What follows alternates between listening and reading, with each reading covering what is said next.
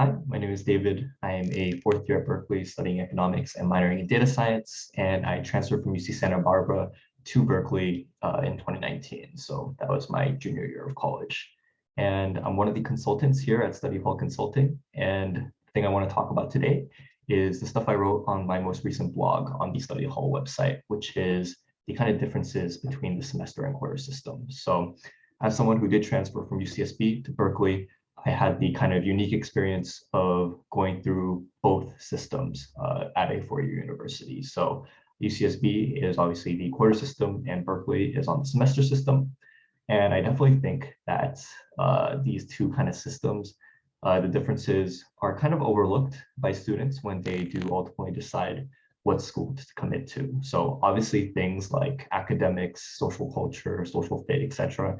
Those are all really important, but obviously, depending on whether that school is on the semester or quarter system, these things kind of really impact those factors. So definitely just want to kind of share my experience and talk about some of the differences between the two systems. So on the most basic level, the main differences are mostly going to lie in the kind of timing of these systems. So obviously on the quarter system, you're going to start school in late September or early October, kind of depending on the year, and then you're going to end school in mid-June. And for the quarter system, you're going to have kind of 3 quarters during the regular school year. So each of these quarters are going to be 10 weeks each. And then the semester system, it's going to go ahead and start in mid-August and ends in mid-May. And then for the semester system, you're going to have 2 kind of semesters during the regular school year, each of which are going to be 15 weeks each. And then usually you'll have a quote unquote dead week at the end of those 15 weeks, where basically you just have a week of no classes before finals, and you should just kind of have time to catch up on classes, study before finals week. So these are the kind of, simple differences, but there's kind of a lot of kind of intangibles about these differences that can't really just be explained by just breaking it down by, differences in term lengths. So yeah, kind of just wanted to share my personal experiences with both. Starting with course load. So not gonna lie, I found that the quarter system was kind of rough academically. So obviously with the quarter system, you're gonna be kind of studying in sprints of 10 weeks rather than like 2 longer 15-week periods. And the thing about that is, even though like you have less time, right, less weeks for the classes, the professors don't really like assign less midterms or anything like that. So let's think about the most extreme example, right? Let's think about like someone taking 4 classes at a quarter system school, and let's say that each of these courses have 2 midterms each, which is like pretty common in like a lot of econ classes, stats classes, classes that I took at UCSB. So that's 4 classes, 2 midterms each. So that's 8 midterms, right? And then we have 10 weeks. So what could end up happening, which is what happened to me in 2019 during my spring quarter, was that you literally have midterms from week 3 all the way to week 10, and then you go, or week 3 to week 9. No, week 3 to week 10, and then you go directly like into finals season, which is really, really rough, right? Like you don't really have time to breathe, basically. You're just constantly kind of thinking about that next midterm. And obviously that's a pretty extreme example, but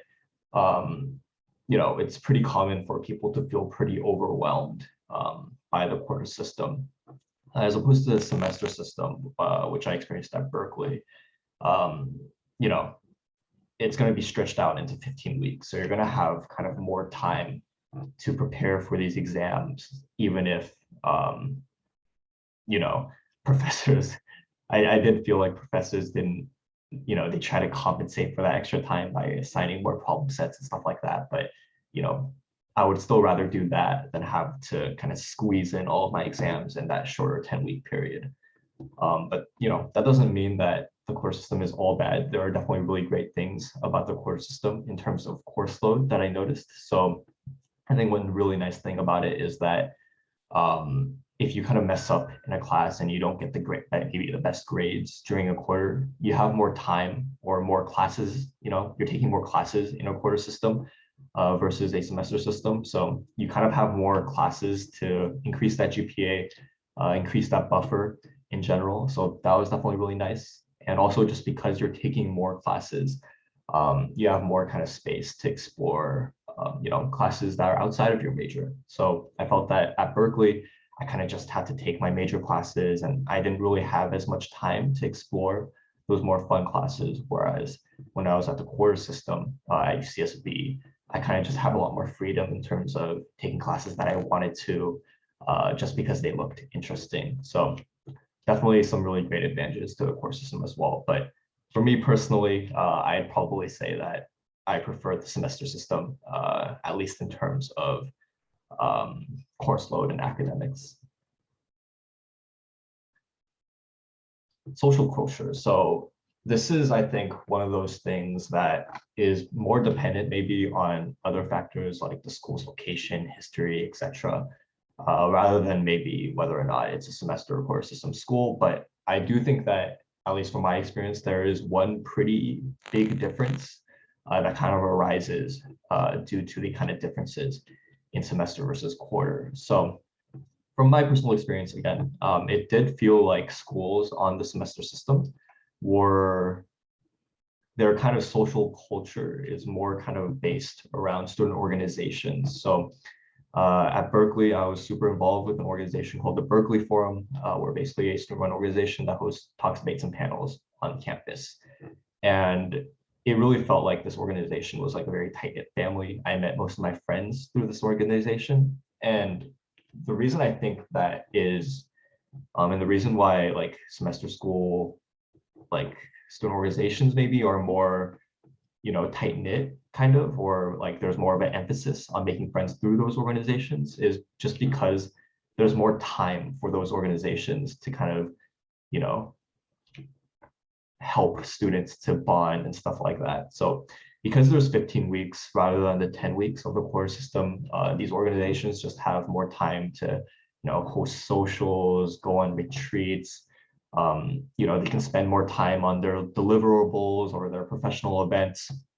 Those 5 weeks, like it's a lot more time, right? It really adds up. It's more than a month.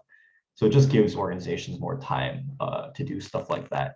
And of course, that doesn't mean that there's a lot of incredible student organizations at core system schools as well. I was involved with a student organization at SB called the American Marketing Association, and I met I met a lot of really great people through that organization as well. But I definitely do think that at semester system schools, there is just more of that emphasis around making friends and finding connections through those organizations that maybe is like maybe harder to create at core system schools just because there's less time in those 10 weeks to, do bonding activities and spend more time on deliverables, etc. But of course, like there is a lot of downsides to that as well. I think that because there's just so much incentive to join these organizations, just like both, socially and professionally, it's just a lot more competitive to get into these orgs, and it can definitely be really stressful. Like at least at Berkeley, like I think there's definitely problems with just how competitive these organizations can get.